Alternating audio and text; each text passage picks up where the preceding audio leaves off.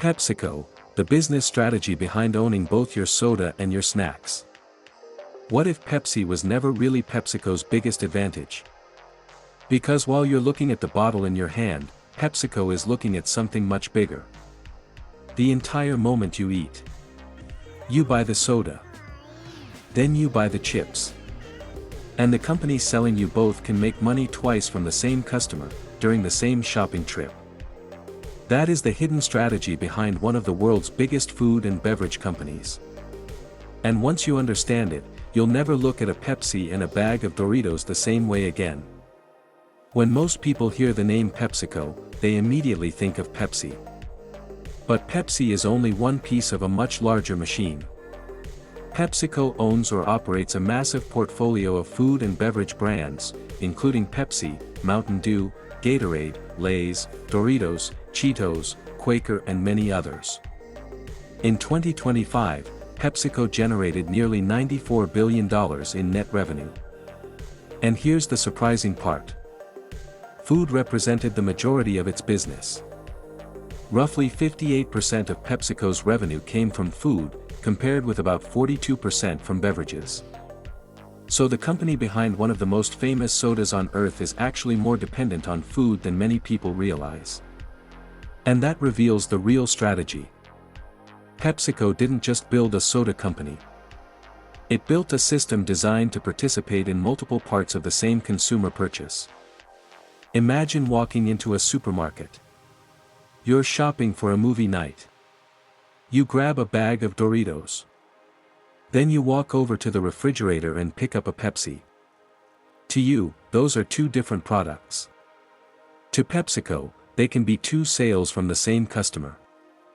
That difference is incredibly important. Most companies fight for individual purchases. PepsiCo tries to capture the entire occasion. Think about a football game. A barbecue. A road trip. A birthday party. A movie night. A lunch. These aren't just individual purchases.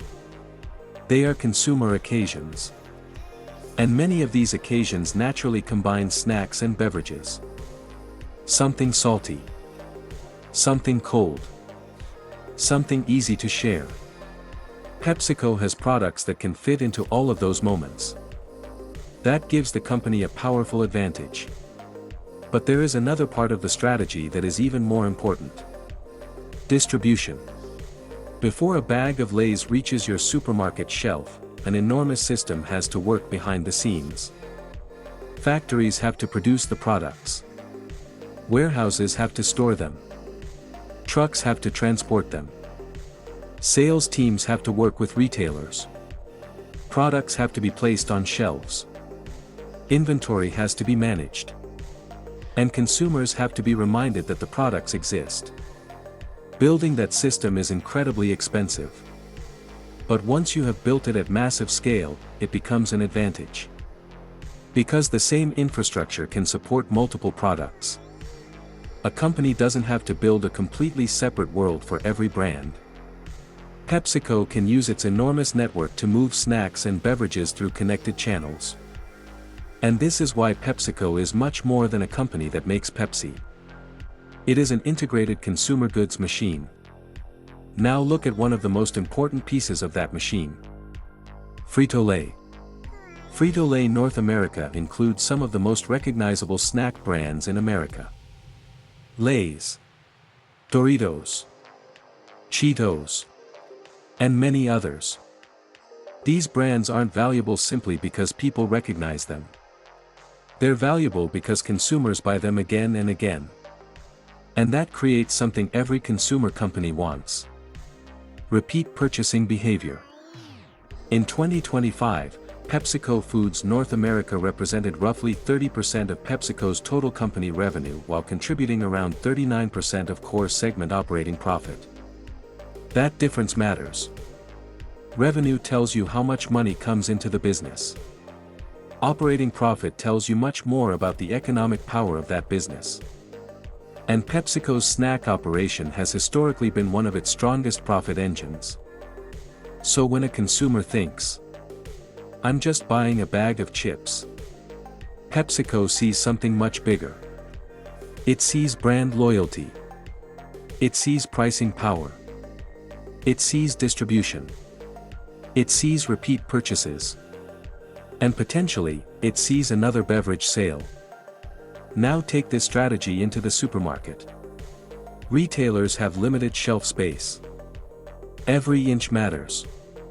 Companies compete for visibility because consumers can only buy what they notice. If a company has strong brands across multiple categories, it can potentially have a much larger presence inside the store. And PepsiCo can approach retailers with more than a single product. Instead of saying, "Would you like to sell my new snack?" the conversation can become, "How can we grow this entire category together?" That is a much stronger position. Because PepsiCo isn't simply trying to sell one product. It can offer a portfolio.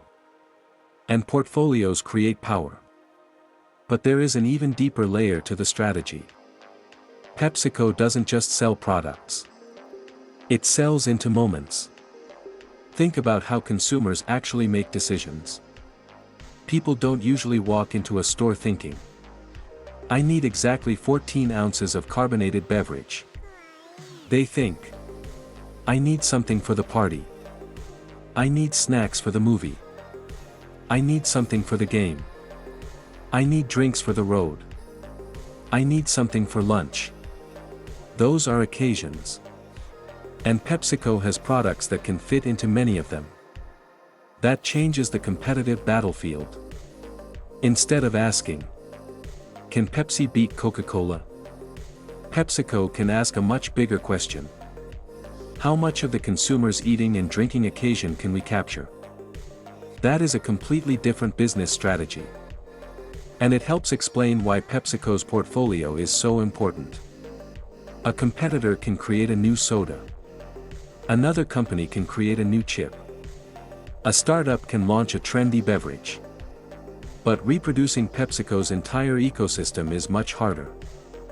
You need brands. You need factories. You need distribution. You need retail relationships. You need marketing. You need scale. And most importantly, you need consumers to trust your products. That creates a competitive moat. Not an impossible one, but an extremely expensive one to cross. And this is where PepsiCo's size becomes important. The company has spent decades building relationships with retailers and consumers. It has developed brands that have become part of everyday American life. And it has created an enormous infrastructure around those brands. That means a new competitor isn't simply competing against Pepsi.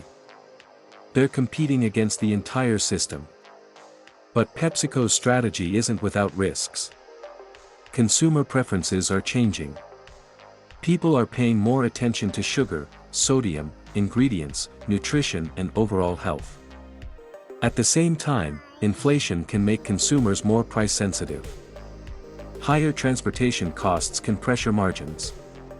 Commodity prices can change. Retailers can push back against price increases. And consumers can switch brands. That means PepsiCo cannot simply rely on the brands it built decades ago. It has to keep adapting. The company has increasingly focused on productivity, cost reduction, supply chain efficiency, innovation, and affordability. Because the challenge is no longer simply, how do we sell more products? The bigger question is, how do we remain valuable when consumers change? And that may determine the next chapter of PepsiCo. But the biggest lesson from PepsiCo isn't about soda. And it isn't even about snacks. It's about ownership. If you only sell one product, every purchase is a battle. But if you own multiple products that naturally fit into the same occasion, you can increase the value of each consumer relationship. One customer. One store visit. Multiple products. Multiple brands. Multiple revenue opportunities. That is incredibly powerful. Because PepsiCo doesn't need every product to win every time. It needs the ecosystem to win. And that is the genius behind the strategy. A customer might choose Pepsi today. Another customer might choose Gatorade. Someone else might buy a bag of Lay's. Another person might choose Doritos. But all of those purchases can flow into the same corporate ecosystem. That's the power of diversification inside a single consumer relationship. So the next time you see a Pepsi sitting next to a bag of Doritos, don't just see a soda and a snack. See the business strategy. One company owns the beverage. The same company owns the snack. The same company has massive distribution. The same company has relationships with retailers. And the same company can capture more of what consumers spend during the same occasion. PepsiCo didn't simply build a famous soda. It built an ecosystem around the moment you decide to eat and drink. And that is why PepsiCo's real competition isn't just Coca-Cola. It's the battle for the entire consumer occasion. Because in business, owning the product is powerful. But owning the moment is even more powerful.